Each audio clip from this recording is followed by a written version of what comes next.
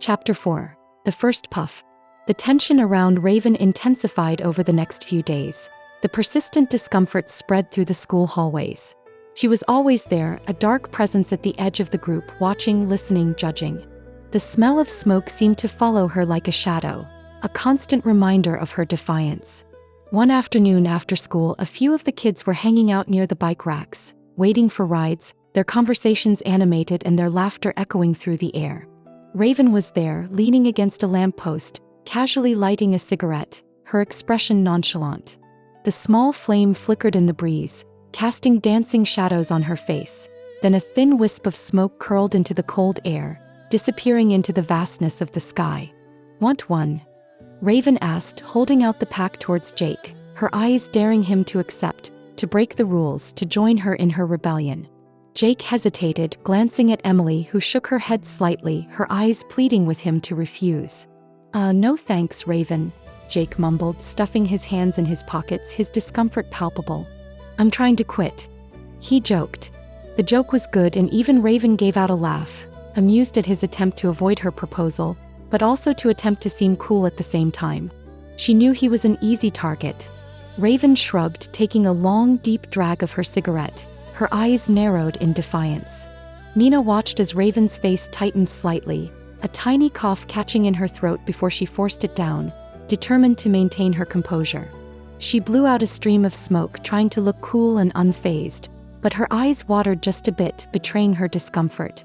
It was clear she wasn't quite as comfortable with it as she pretended, as if she was trying to convince herself that she was fine. It was a weird sight. It's like she was trying to impress people with something that she was not completely okay with. Worst off, no one else was interested in cigarettes. So what she was going for was a giant mystery to Mina and the crew. They were perplexed. "Suit yourselves," she said, her voice low and gravelly. "It helps. When everything else is whatever." She watched the smoke disappear into the sky, her expression unreadable. A couple of other kids, Mark and Jackson, who often hovered around Raven, eager to impress her, took cigarettes from her pack, their eyes gleaming with a mix of excitement and apprehension. Mark lit his, took a puff, and immediately started coughing, his face turning red, tears streaming down his cheeks. He tried to hold the smoke in, his eyes bulging, before he finally gasped it out, his body slightly convulsing. Jackson, trying to look tougher than she felt, managed a small drag, but then swayed slightly, her hand going to her head, her face paling. "Whoa," she mumbled, feeling a little dizzy. They both looked a bit pale and shaky, clearly not enjoying it as much as Raven seemed to be. He gave them both a huge high five. This caused them both to perk up and feel empowered to take a few more hits. Mina felt a knot of concern in her stomach, a tightness that spread through her chest. The pressure was subtle but palpable, hanging in the air with the smoke, a constant reminder of Raven's influence. She saw Svetlana watching Raven with wide, curious eyes, her expression a mixture of fascination and confusion. "Why smoke?" Svetlana asked, her literal mind trying to grasp the action and its implications. "Is bad for lungs. Is obvious," she added, stating the obvious with her characteristic bluntness. Raven just gave a small, humorless smile, a cynical twist of her lips. "Yeah, well, lots of things are obvious, Svet. Doesn't mean people don't do them. Are you going to tell me you never drink soda?" She took another puff, this one shallower, still trying to maintain her tough facade, to prove that she could handle it, even if it wasn't completely enjoyable. The conversation shifted uncomfortably, the air thick with unspoken thoughts and conflicting emotions. Mina felt a surge of protectiveness towards Svetlana, a desire to shield her from Raven's influence, and a growing unease about the situation. It felt like a different kind of pressure than the one she'd felt with Maya, a different kind of struggle than she'd faced before. This was about choices that could really hurt, choices that could have long-lasting consequences. She quickly said to Svetlana, "Hey, we got to go study for that test." She looked confused. "Test?" It was clear Mina was not a good liar, so she just grabbed her by the hand and rushed her out of the cloud of smoke that had been building. "Why we leaving?" "I think Raven is the coolest person in the school," she said with a concerning look on her face. "What?" Mina said, "You think that's cool? Putting that garbage in your lungs. What's gotten into you?" A light bulb seemed to perfectly go off in Svetlana's head. I finally got it.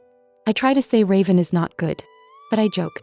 I even do the facial expression and tone right. Yes, I am good. Mina breathed a sigh of relief. Yes, that was perfect actually. Beyond perfect. You just scared me. Please stay away from her. She is bad news. That evening, as she sat in her room strumming her guitar, Mina couldn't stop thinking about Raven and the cigarette. The image of Raven trying to look cool and unconcerned, but with a subtle tremor in her hand, haunted her. It made her even more determined to pursue her own path, to create something positive and meaningful that could counteract Raven's negative influence. She pulled out her notebook filled with song ideas and half-formed lyrics, and started to write, her fingers flying across the page. She thought about the song she had written for Chloe's memorial, the one she'd found in her old box of memories. It was a beautiful, haunting melody, full of hope and sadness, a testament to Chloe's enduring spirit. Mina had always loved it but had always been too afraid to share it with anyone else. Now she felt a renewed sense of purpose, a desire to honor Chloe's memory and to inspire others with her song. It felt like a part of Chloe lived on in that music, a voice that needed to be heard. She decided then and there. She wasn't going to review projects ever again. She wasn't going to let Raven's negativity define her. She was going to start her music channel, to share her songs with the world. She would call it Mina's Melodies, a simple but meaningful name that reflected her passion. And maybe, just maybe, she would eventually share Chloe's song with the world, to honor her memory and to inspire others to find strength in the face of loss. It felt like a huge step, a leap into the unknown, but the thought filled her with a new kind of energy, a quiet excitement that pushed away the shadows of doubt and fear. She knew it wouldn't be easy, but she was determined to try, to use her voice for something positive, to create something beautiful and meaningful, to make a difference in the world, however small. She thought of Svetlana, of Raven, of all the people who were struggling with their own challenges, and she knew that she had to do something. She had to share her melody, to offer a message of hope and resilience in a world that often felt dark and overwhelming. She had to try to be a force of good influence to balance out the negativity that she was watching take place on campus.